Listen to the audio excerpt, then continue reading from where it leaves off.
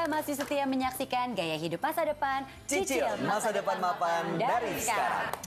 Kayaknya nih ya, supaya Anda sebagai perempuan-perempuan, para menteri-menteri keuangan di rumah tangga dapat menjadi andalan, Anda harus simak nih obrolan kita mengenai bagaimana kita sebagai perempuan harus paham mengenai keuangan ini ya, Bay ya. Dan laki-laki juga jangan sampai ganti channel, justru bisa mengajarkan ke istrinya gitu ya.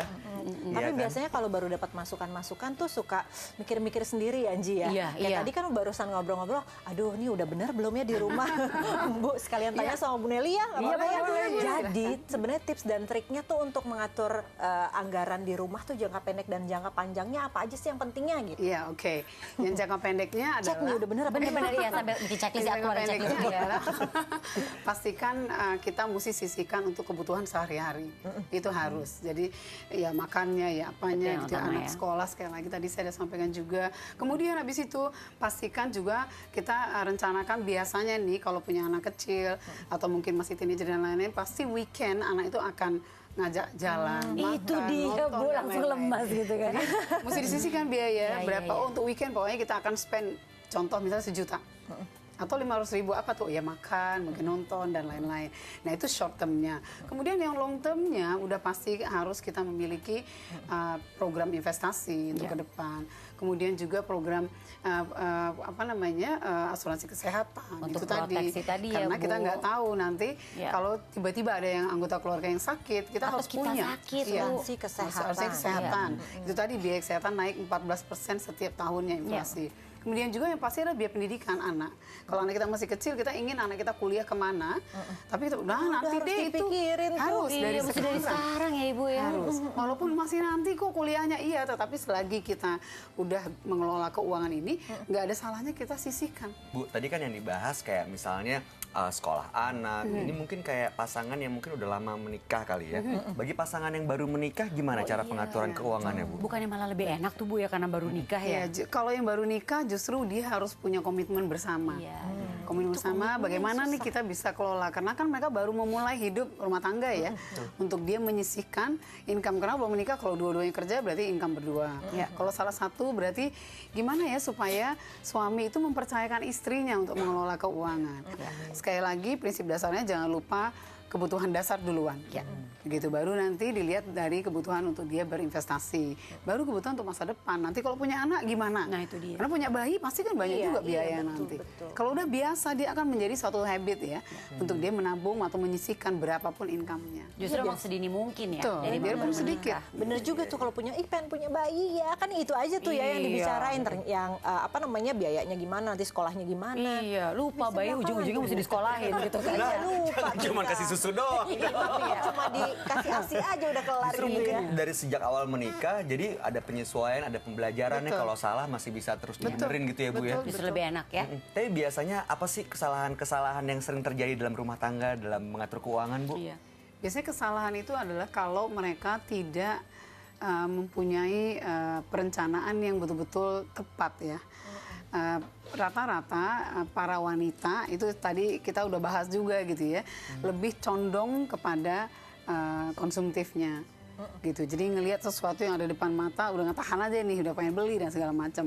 Nah ini harus ada saling saling mengedukasi lah satu sama lain, suami dan istri gitu, supaya apa, harmonisasinya juga jalan.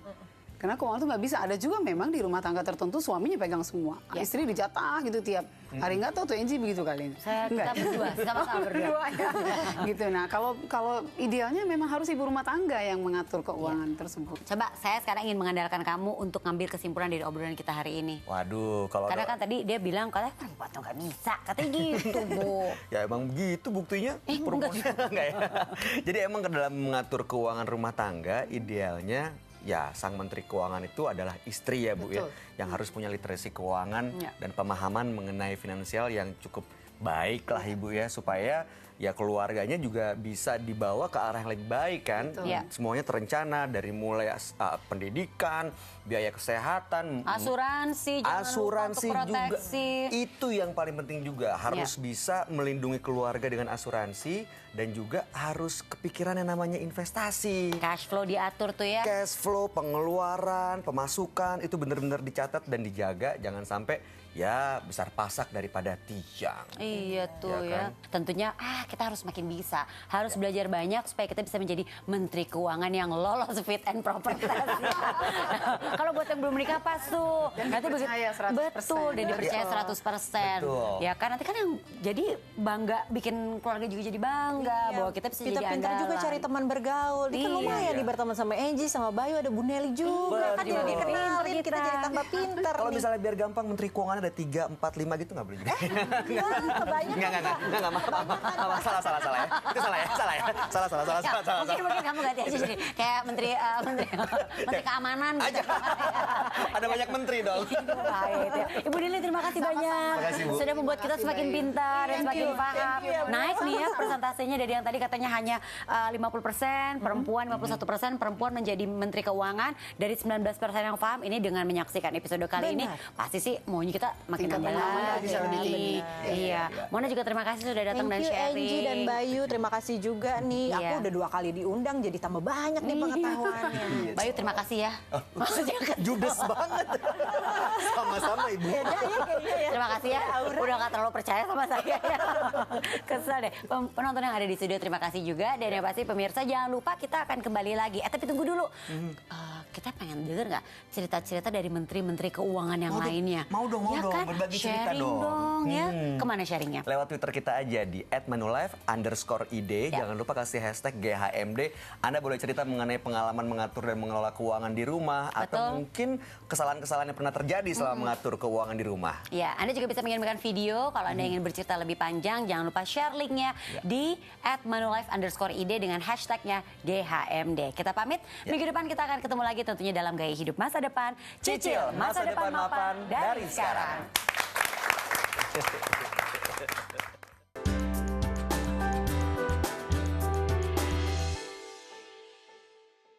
Dipersembahkan oleh